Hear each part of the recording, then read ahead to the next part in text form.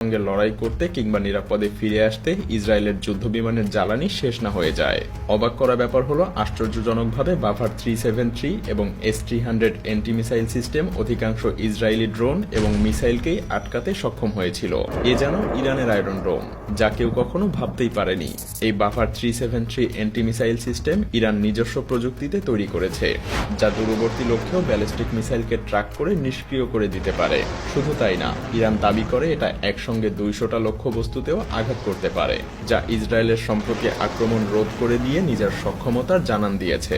যাই হোক, ইসরায়েলের এই আক্রমণকে 3টা ধাপে ভাগ করা যায়। প্রত্যেকটার টার্গেট ছিল ইরানের গুরুত্বপূর্ণ সামরিক স্থাপনা।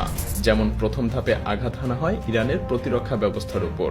তেহরান, ইলাম এবং কাজভিনের কিছু এলাকা এতে ক্ষতিগ্রস্ত হয়। এখানে surface to air missile site এবং রাডারে আঘাত করা হয়। ইসরায়েলের দাবি ছিল এটা তাদের পরবর্তী আক্রমণ প্রতিরোধের পথকে সহজ করে দেওয়া, অর্থাৎ যাতে কোনো প্রতিরোধ না আসে। ইসরায়েলের আক্রমণের দ্বিতীয় ধাপে লক্ষ্য ছিল ইরানের মিসাইল ক্ষমতা, বিশেষ করে ব্যালিস্টিক এবং হাইপারসনিক মিসাইল সিস্টেমকে ধ্বংস করা। এই ধাপে অন্তত 3টা মিসাইল ঘাঁটিতে আঘাত করা হয়। তেহরানের প্রাচীন সামরিক ঘাঁটিতেও ইসরায়েলি ড্রোন আক্রমণ চালায়। যদিও একটা ড্রোন সফলভাবে আঘাত এনেছিল, কিন্তু বাকিগুলো চরমভাবে ইরানের অ্যান্টি মিসাইল সিস্টেমের আঘাতে ধ্বংস হয়ে যায়। আসলে ইসরায়েলের দ্বিতীয় ধাপের এই আক্রমণের উদ্দেশ্য ছিল ইরানকে পাল্টা আক্রমণ থেকে যেন বিরত রাখা যায়। আর ইসরায়েলের তৃতীয় এবং শেষ ধাপের লক্ষ্য ছিল ইরানের মিসাইল উৎপাদন এবং সামরিক লজিস্টিক্সে ধ্বংসযজ্ঞ চালানো, যা ইরানের লজিস্টিক সহায়তা এবং কমান্ড কাঠামো দুর্বল করে দেয়। যদিও এমনটা ইসরায়েলের দাবি, তবে স্যাটেলাইট ভিউয়ে এতটা ধ্বংসযজ্ঞের কিঞ্চিত পরিমাণও দেখা যায়নি।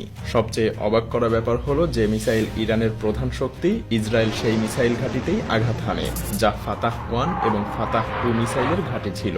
এছাড়াও ইসরায়েল ইরানের ব্যালিস্টিক মিসাইল ধ্বংস করারও পরিকল্পনা করেছিল। আর ইরান সাম্প্রতিক আক্রমণে এই শাহাব 3 মিসাইল ব্যবহার করে ইসরায়েলে মিসাইলের বৃষ্টি নামিয়েছিল।